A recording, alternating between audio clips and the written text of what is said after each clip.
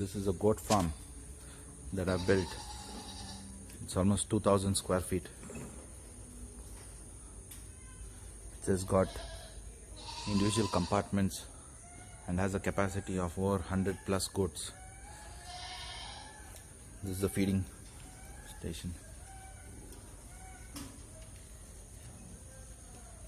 So the flooring is perforated, so the droppings and all can go down automatically. It cleans naturally. When the goats walk, it gets cleaned. You have different compartments for various ages of goats. These are for stags.